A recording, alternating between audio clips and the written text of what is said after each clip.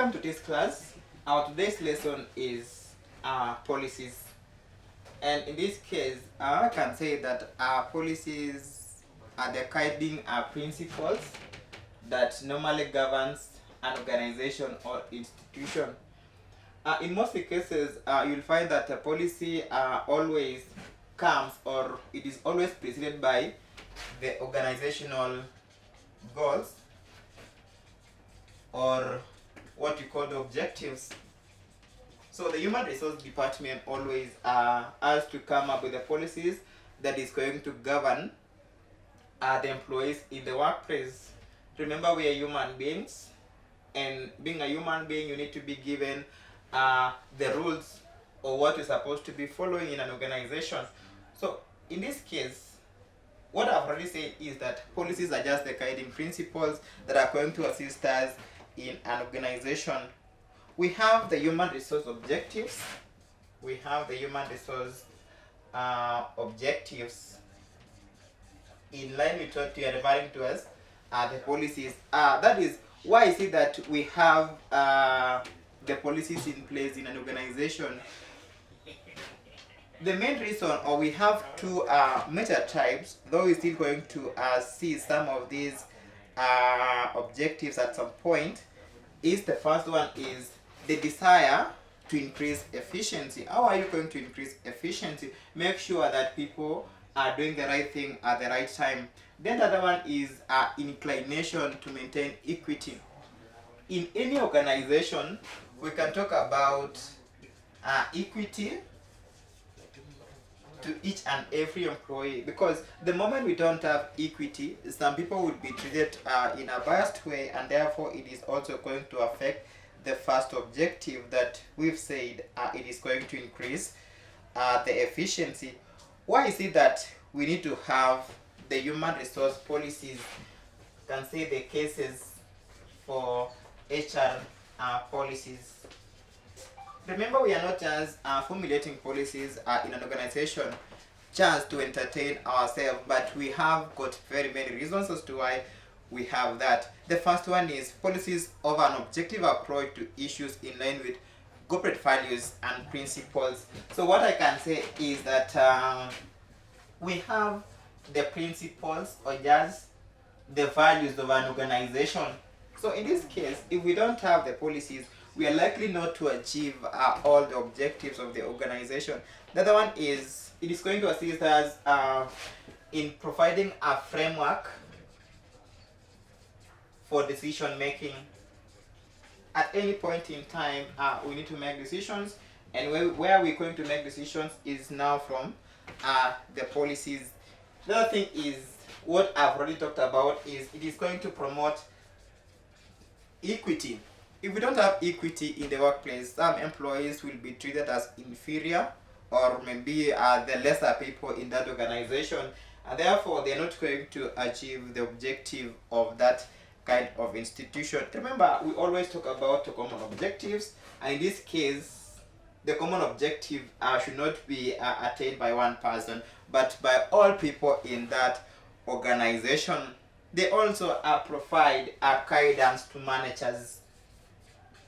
Remember, managers are the people that always oversee the employees, or they are the superiors now seeing the support needs in an organization. So if we don't have the policies in place for the managers, then it will be very difficult for them to carry out that activity. It also assists us in eliminating some kind of discretionary decisions, whereby whenever you make a decision, the decision should stand, and in that case, it should be the one that is best for that person. They also assist in shaping the corporate culture of any organization. Remember, we always have how we do our own things. Now, after knowing that this is how we normally do our own things, is it just a short statement as that way, or it is derived from our policies? Then we can still proceed and see why is it that the policies of an organization are needed to be written, or they should be in writing. In most cases, if you don't write policies, it is going to be biased to some extent. The first thing is their objective, since the basis of the decision can be inferred. You can refer from what has already been written. They also offer a basis for consistency in decision making, so that you don't make decision this way this today and tomorrow you make it in a different way. They still also are going to assist us in communicating effectively to employees. Another thing is it is still going to promote equity. Remember, I've just repeated equity for several times. And lastly, it is going to provide a framework for establishing and reviewing a decision at any point in time. When a policy is there and maybe you find it is out of date or it is outdated, in this case, you're supposed to go back to the policies and make a little change on it. And the last thing you can see here is the aims of the human resource policies. What aims can we get, or why is it that we need to have policies in place? I can just mention a few of these, 3 or 4 there. One is enable the organization to carry out its set objectives. So we can talk about the objectives. The other thing is it can give us an assurance that all the employees are all informed of exactly what is happening in the organization. It is also going to serve the common interest of the institution or just the organization.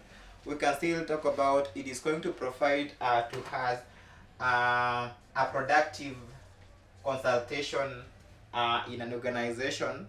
We can still talk about it is going to provide security for employment, so that when you are given an employment, you have the contract, and therefore if someone is going to dismiss you or you're going to be fired from the organization, what procedure is supposed to be followed.